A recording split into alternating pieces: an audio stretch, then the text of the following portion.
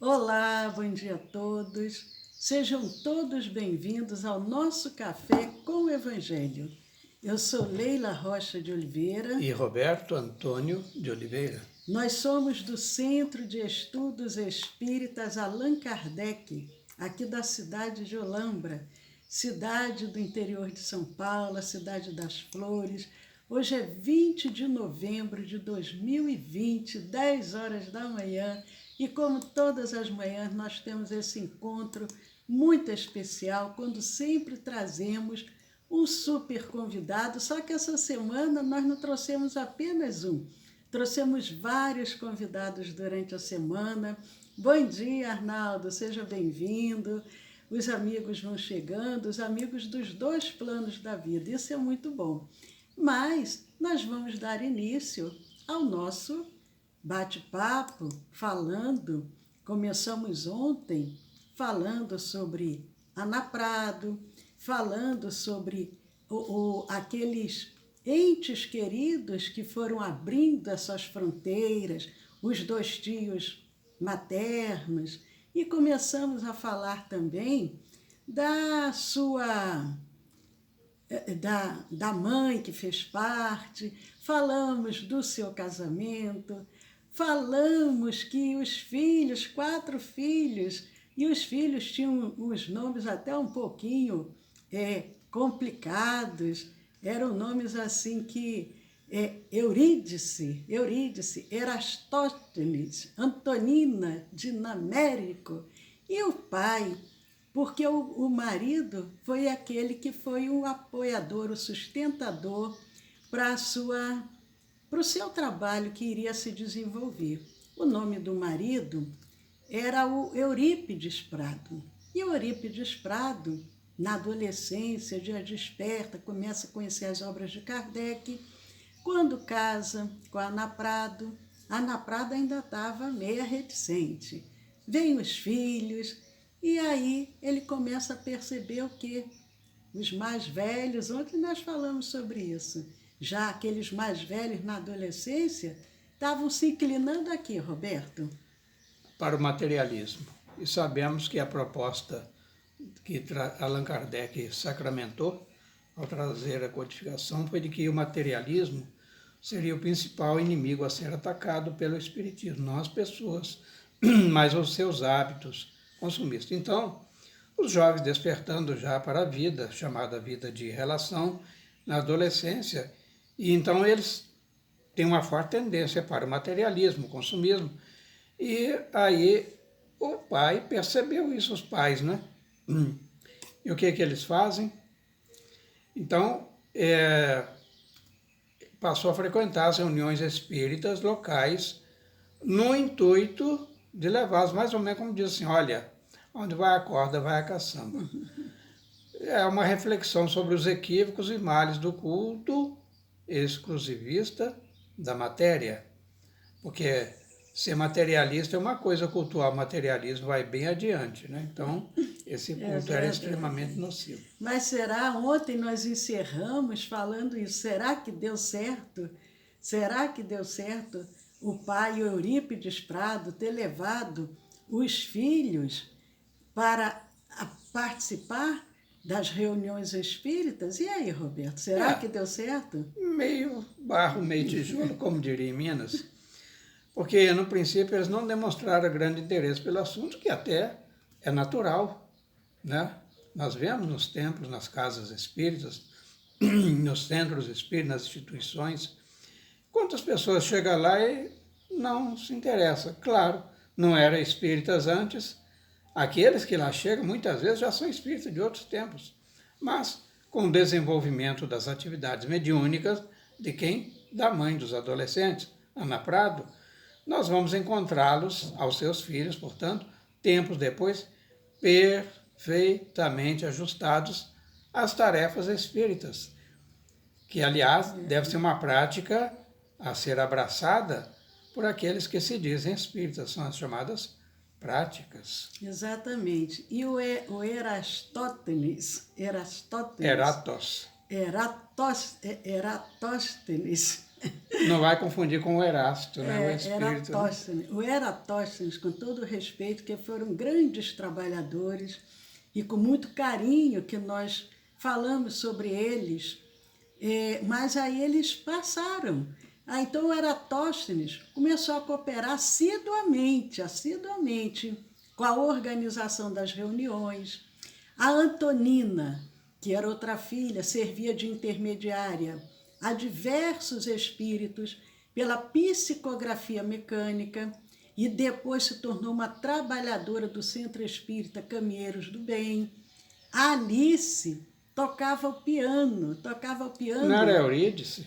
Eurídice, né? Eurídice. Aí está Alice, não, deve ser Eurídice. Eu falei... Porque tem o Dinamérico, né?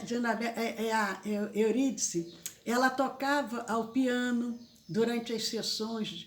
Olha que coisa interessante, para criar aquele clima espiritual de harmonia, ela tocava o piano durante as sessões de materializações, a pedido do Espírito João. Quem era o João? O João nós do falamos 24 ontem. de João? Nós falamos ontem do João, que era, na realidade, o Espírito João, ele escolheu esse nome João, mas era um tio materno da Ana Prado, que havia desencarnado e que volta e que passa a ser o seu condutor espiritual. E por que ele adotou o pseudônimo João?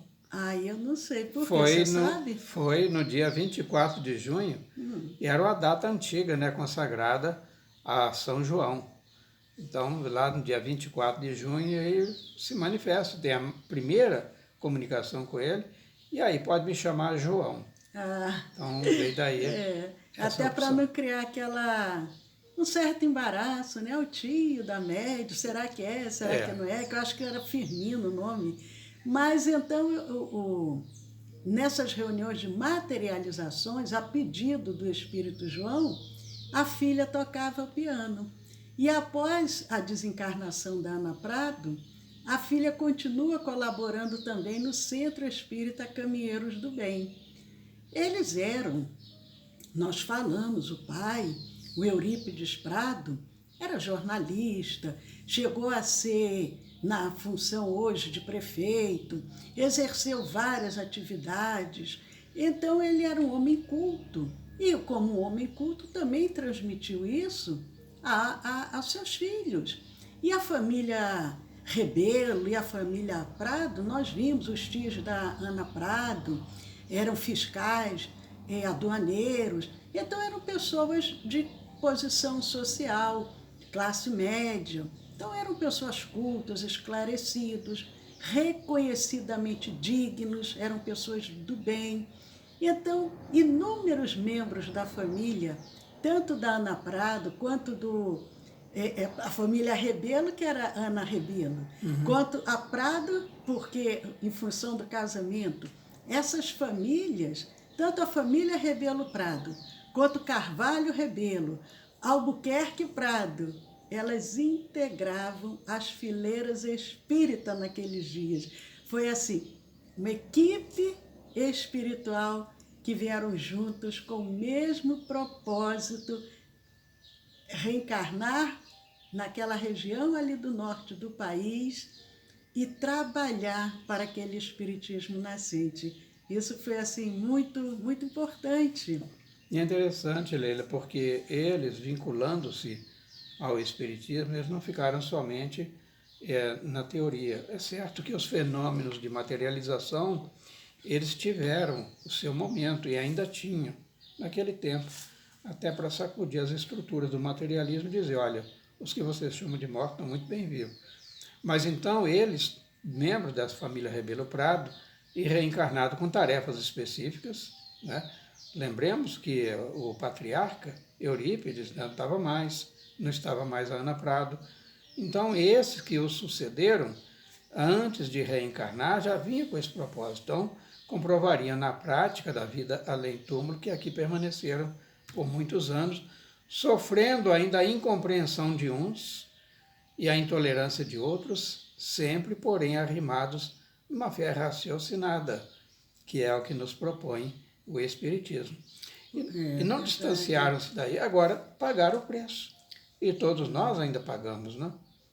Agora, lógico que a Ana Prado recebeu a maior cota desses trabalhos de sacrifício, porque ela, como médium, e assim uma médium que foi muito pesquisada, muito observada, também foi durante o período que ela trabalhou, que foi um período curto, mas foi assim um período de muitos fenômenos que ela trouxe e que ao mesmo tempo despertava a ira, despertava o ódio, a maledicência, as agressões, mas voltando um pouco, porque isso a gente vai e volta. Então a Ana, Ainda reencarnada, né? no início, ela era refratária, o marido, a família, ali, a mãe participando, falamos do irmão, da irmã,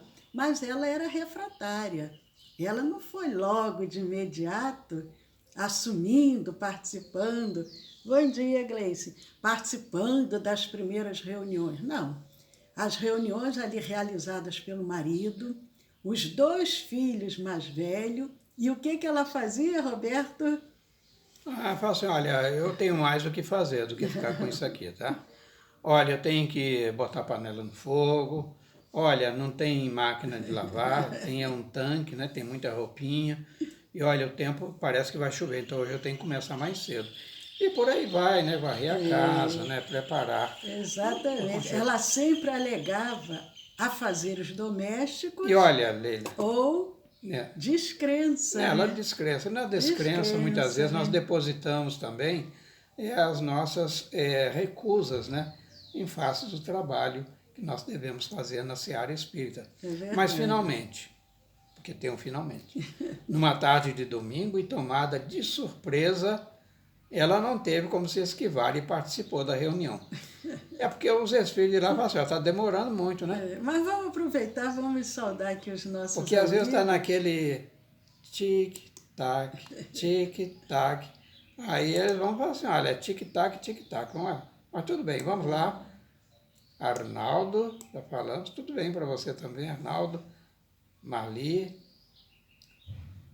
O que o Arnaldo está dizendo? Bom, está com o Dócia Desirê e o Daniel Derian também. Compartilhando. E ainda Maria Dolores, né, Robles. Tudo bem, Maria Dolores? Com prazer. Elaine Galindo. Oi, Elaine. Eliane Galindo.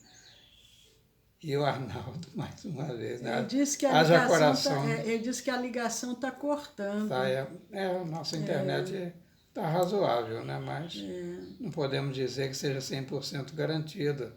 E a Niva, seja bem-vinda, Niva. Então, Leondina, mais uma vez, bom dia. Bom dia! Mas, queridos amigos, vamos voltando. Então, ela participa, né? Não teve jeito, nesse jeito não teve escapatória nesse dia. E os primeiros fenômenos registrados foram em torno da mesa. Mas você sabe o que acontecia, Leila? Sem ela, os fenômenos de materialização não aconteciam. Então, ocorre esse fenômeno na primeira reunião dela. O que houve, continua aí. Aí começou, né? Os fenômenos físicos, né? Estalidos, violentos abalos. E talvez ela intuitivamente, já sabendo que teria esse compromisso pela frente, ela se reservava, ela tinha uma certa barreira. Aí começou fenômenos de... Prestem atenção, porque ela teve vários tipos de mediunidade, prestem atenção. Foram pouco tempo de trabalho, mas foi assim, com muita profundidade. Aí começou a tipologia, arremessos de objeto ao solo, transportar, por exemplo, uma flor do jardim até a mesa da casa, tudo fenômenos de efeitos físicos. E as faculdades mediúnicas de Ana Prado, elas tiveram um rápido desenvolvimento. Sentou ali naquela mesa, aí pronto, não teve jeito. Do interior do lar, alcançar o domínio público, ultrapassando as fronteiras do Pará. Porque nesse período, nós falamos ontem, eles já tinham saído de Parintins e tinham mudado para Belém do Pará. E ali eles faziam reuniões, tanto tinha o centro espírita, mas também eles faziam aquelas reuniões ditas caseiras. Eles faziam reuniões no lar. Era muito usual naquele período. Mas ela começou a se tornar conhecida além do Pará. Não é verdade, Roberto? Sim. Então, ultrapassando esses limites, sai também do país, não? Porque aí do continente americano, isso vira notícia na França, na Alemanha, já estamos falando na Europa, né? E aí vem os pesquisadores. Os pesquisadores, eles são de amargar. Porque o médium fajuto, ele faz pesquisador, ela não. Porque ela se entrega, porque era uma missionária. A minha tarefa é essa, eu tenho que fazer bem. Então ela sofreu toda a sorte de tribulações. Aí também aumentou, por causa dessas tribulações, o preconceito da época, né? Veio a difamação, perseguição, e sob diversas formas ela sofreu ataque. Agora, nesse processo de investigação, porque lá vem os cientistas, ela foi encerrada em uma gaiola de ferro durante o trânsito para provar o quê? A verdade dos fenômenos que ela provocava. Aí, ela trancada lá, não tinha como simular nada em volta dela, nada, né, as grades limitando ela. Então, aí fenômenos como a tipologia, rápidos, levitação de objetos, escrita direta, sabe que o papel fica colocado ali do lado de fora e ela presa na grade, de repente aparece uma caneta misteriosa grafando sobre o papel, que é escrita direta.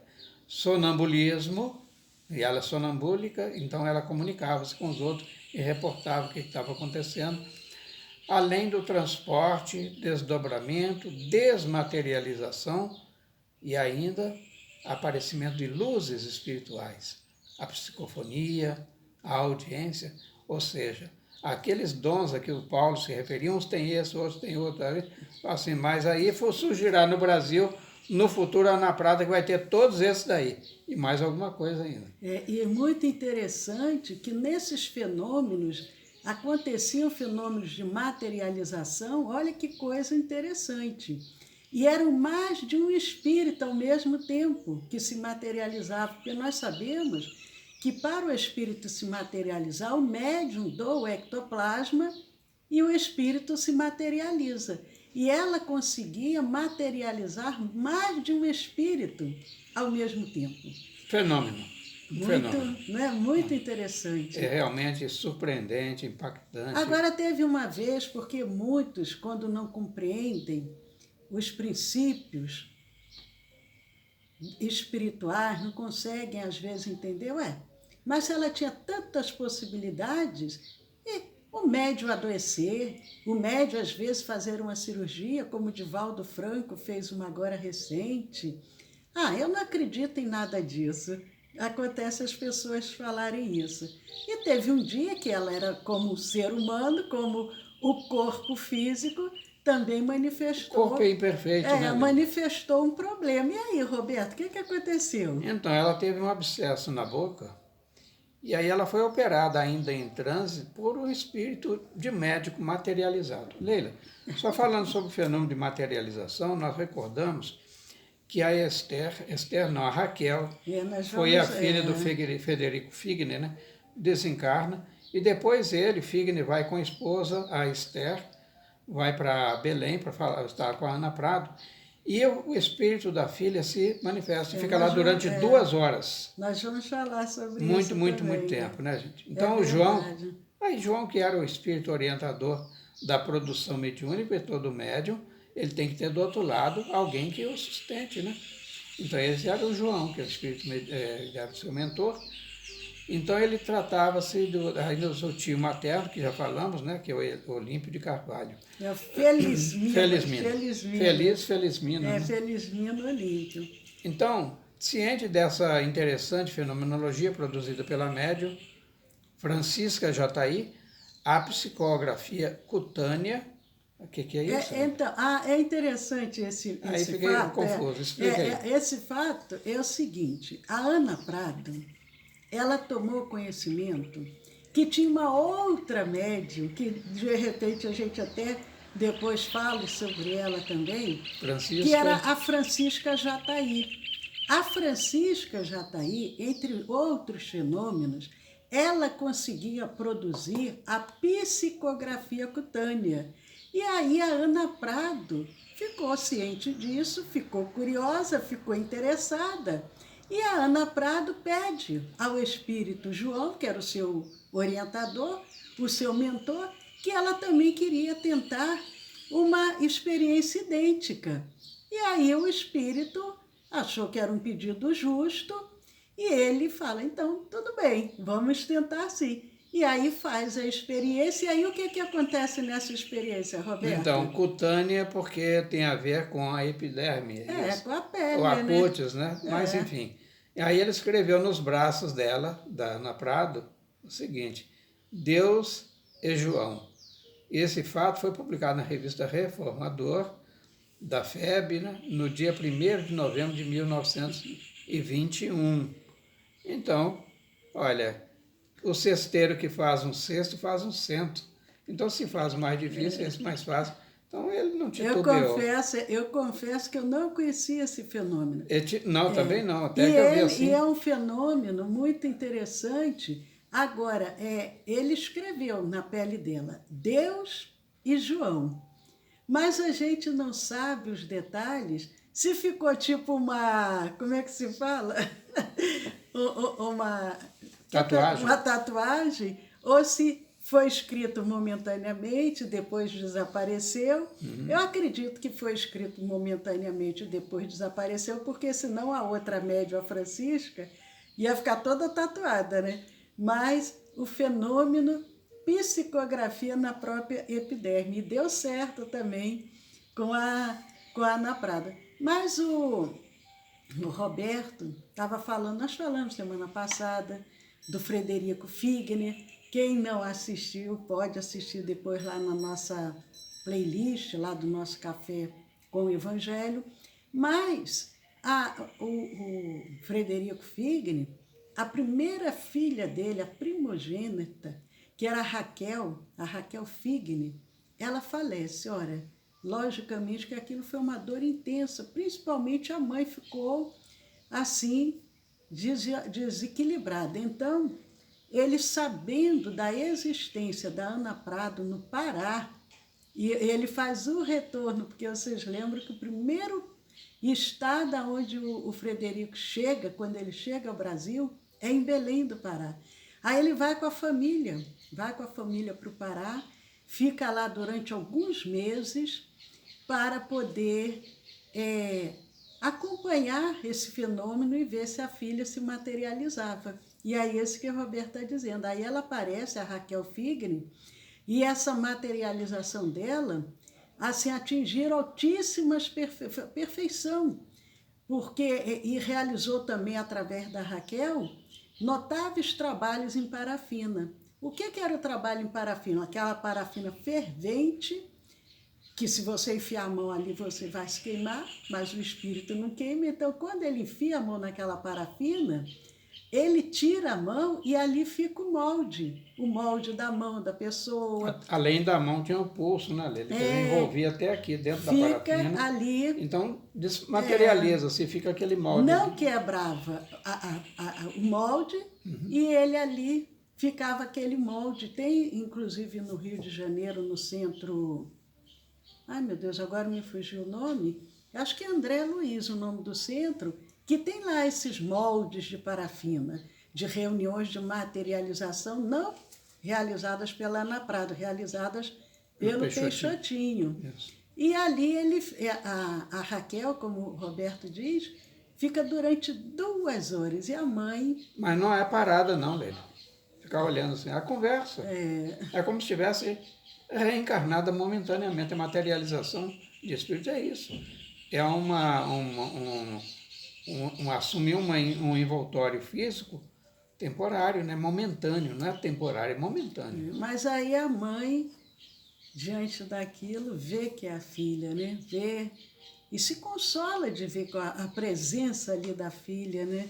Como se viva, encarnada no corpo estivesse, que ela continuava viva, mas não com o corpo físico, somente com o corpo espiritual. Mas todos nós temos o nosso momento de partida. E a missão da Ana Prado foi assim, uma missão impactante. Diz que os espíritos bons vão embora mais rápido. Ela trabalhou pouco tempo, fez um trabalho assim, que despertou para esses fenômenos, mas ela somente 5 anos de um intenso trabalho, intensa produção mediúnica, e depois de 5 anos ela regressa triunfante à vida espiritual. E aí a sua desencarnação, o falecimento, foi amplamente noticiado, também em todos os periódicos espíritas existentes na época, né? E também pela Revue Spirit, que é lá a revista espírita de Allan Kardec, fundado por Allan Kardec. Allan Kardec, naturalmente, já não estava mais aqui, mas a revista continuava.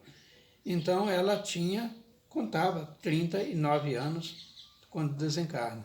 Como a Leila diz, foi uma desencarnação precoce, mas deixou uma exuberante obra mediúnica, plantando convicções em muitos corações, né? Desalentados, tristes, e ainda destruindo, na medida do que lhe foi possível, o materialismo. Ela nasceu em torno de 1833, né, que nós falamos, não é isso?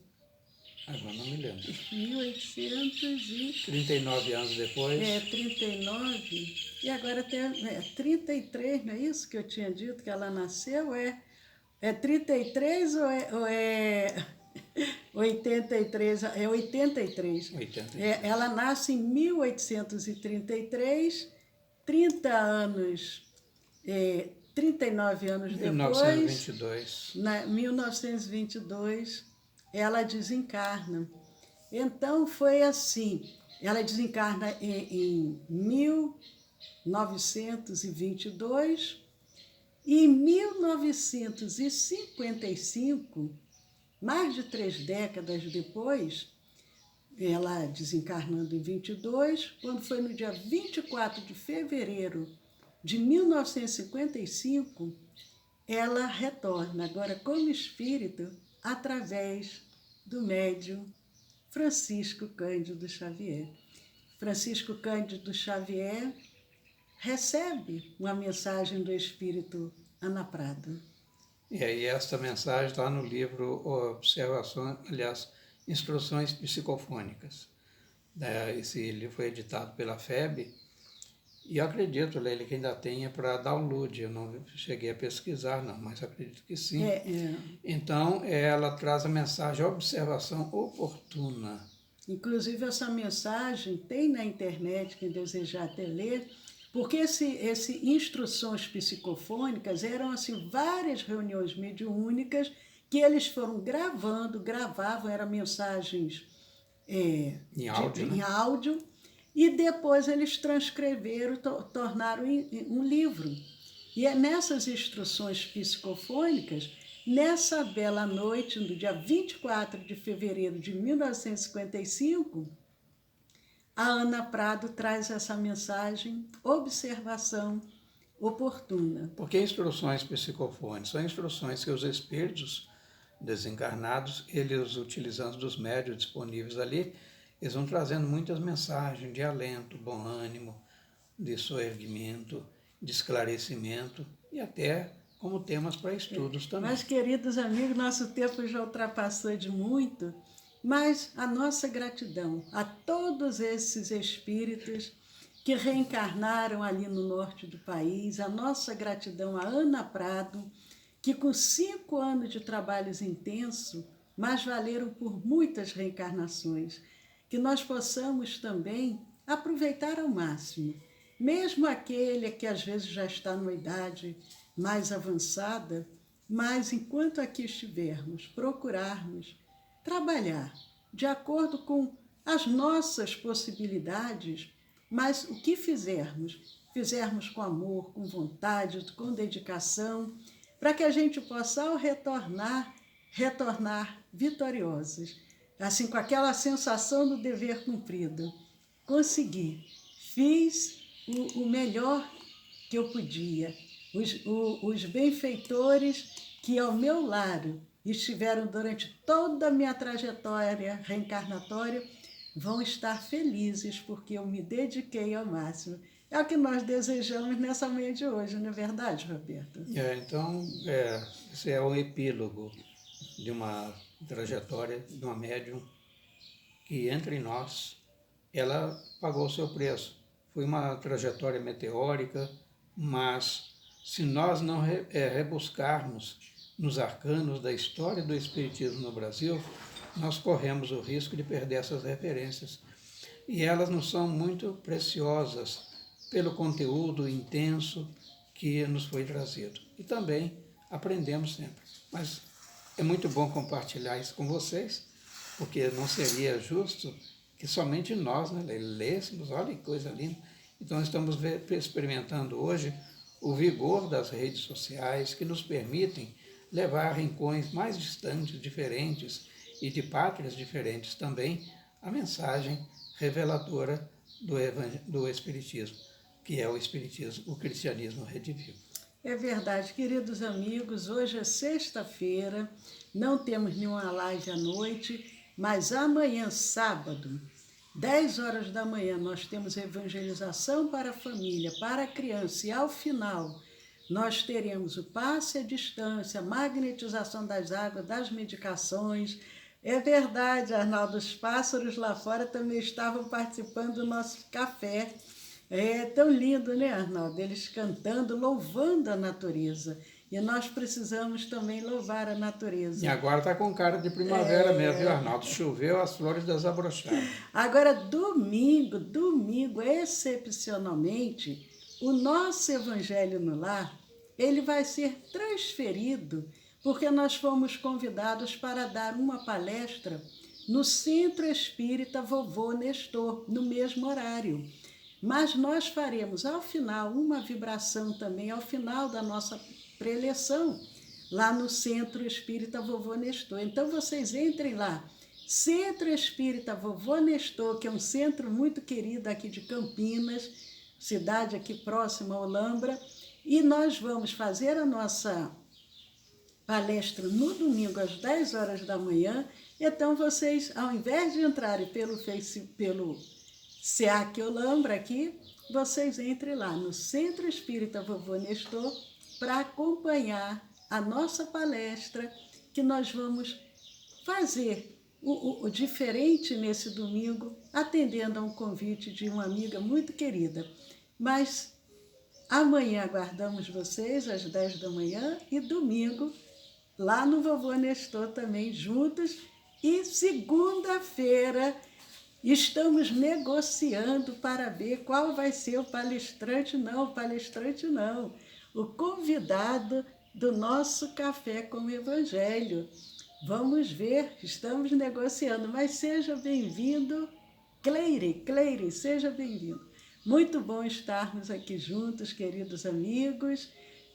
O nome, como está um casal, confesso que eu estou na dúvida, Cleire, se é masculino ou feminino, mas, de qualquer forma, o nosso carinho por estarem aqui conosco. Paz a todos, até amanhã às 10 da manhã e até domingo no Centro Espírita Vovô Nestor.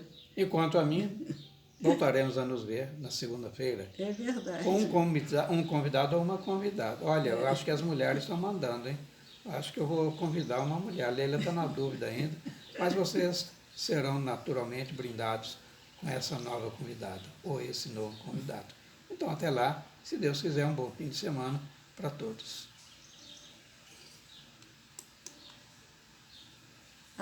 Cleire é feminino, tá bom, Cleire, que prazer.